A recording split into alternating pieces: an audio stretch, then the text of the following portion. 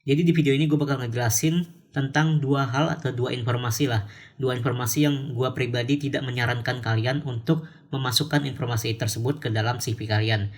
Bukan dilarang sih sebenarnya, tapi gue pribadi gue sangat tidak menyarankan untuk kalian memasukkan dua informasi ini ke dalam CV kalian. Oke, apa saja informasinya? Subscribe dulu dong.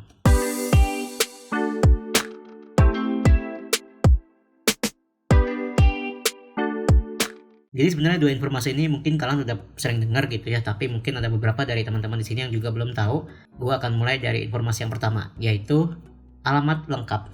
Apapun alamat lengkap kalian, entah itu alamat kos, alamat rumah, bahkan paling bahaya sih sebenarnya alamat rumah ya. Kalau kalian menuliskan alamat rumah kalian lengkap gitu ya, jalannya apa, bloknya apa, terus mungkin sampai kalian tulis patokannya, samping apa, seberang apa, waduh, itu detail banget loh teman-teman. Kalau misalkan kalian menulis alamat kalian selengkap itu, takutnya pada saat kalian melamar kerja, pada saat kalian apply kerja, kalian nggak tahu ternyata lowongan tersebut adalah lowongan penipuan atau dalam tanda kutip palsu. Nah, apa yang terjadi kalau misalkan kalian terjebak lowongan yang penipuan atau lowongan yang palsu?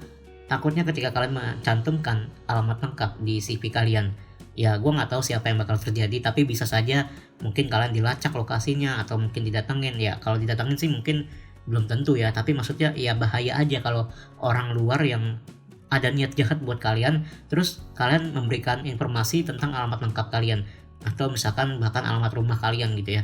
Itu bahaya banget teman-teman. Jadi gue sangat menyarankan jangan pernah mencantumkan alamat lengkap di dalam CV kalian, oke? Daripada nanti urusannya panjang, kalian nggak tahu itu ternyata lowongannya penipuan, ternyata nggak ada, terus ditambah nanti kalian diminta uang, sejumlah uang gitu ya, dimana uang tersebut biasanya si pihak perusahaan akan memberitahu ke kalian bahwa uang ini akan digunakan untuk misalkan proses rekrutmen atau misalkan biaya untuk training, padahal sebenarnya yang namanya biaya training, proses rekrutmen itu semua biayanya dari perusahaannya sendiri, bukan meminta kepada kandidat atau kepada calon karyawan. Saran gue pribadi teman-teman cukup menuliskan domisili saja, misalkan domisili Jakarta, Tangerang, Bekasi, mungkin Malang, Lampung segala macam, ya itu aja yang ditulisin, atau Kalimantan segala macam, itu saja yang ditulisin, cukup ya, cukup domisilinya saja yang dicantumkan ke CV kalian. Kalian nggak perlu sampai mencantumkan alamat lengkap kalian, nggak perlu, oke? Karena itu bahaya banget. Jadi tulis saja domisilinya, ya domisilinya di mana, supaya nanti HRD atau recruiter tahu oh kalian domisilinya di sini. Berarti kalau domisilinya di Jakarta misalkan, apakah nanti akan kejauhan kalau ke kantor yang berlokasi di domisili Tangerang misalkan. Itu ya nanti bisa jadi bahan pertimbangan juga, tapi itu jauh lebih baik dibandingkan HRD atau recruiter mengetahui alamat lengkap kalian. Dan setahu gue pribadi, yang namanya HRD atau recruiter itu nggak perlu sampai tahu banget alamat lengkap kalian, kecuali nanti kalau misalkan kalian sudah dipanggil ke interview, masuk ke ruangan interviewnya dan kalian melihat kantornya seperti apa dan tidak mencurigakan ya, benar-benar kantor itu ada gitu ya, di Google Maps ada, mungkin di ya aplikasi yang lain, aplikasi peta-peta yang lain gitu ya, itu juga ada. Ya berarti kalian sudah sampai ke lokasinya langsung.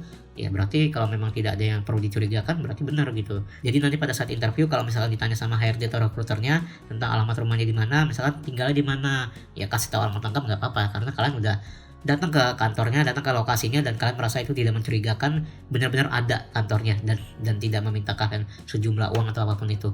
Jadi lebih aman lah gitu. Jadi kalau mau kasih tahu alamat lengkap ya di interview aja, pada saat interview gitu.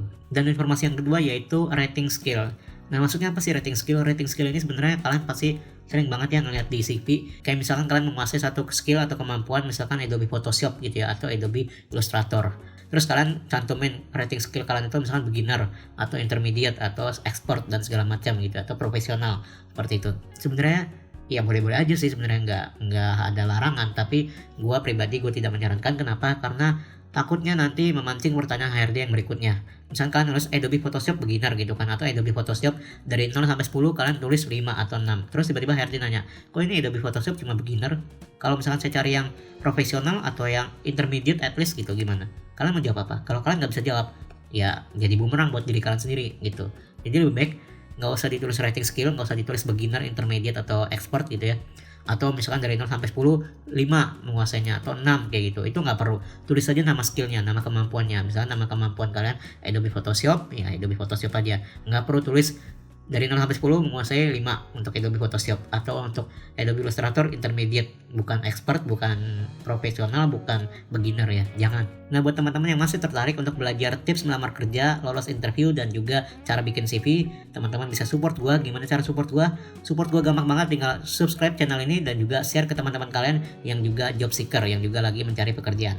Oke, sampai sini aja dulu tutorialnya, cukup singkat, tapi semoga bermanfaat buat teman-teman. See you in next video.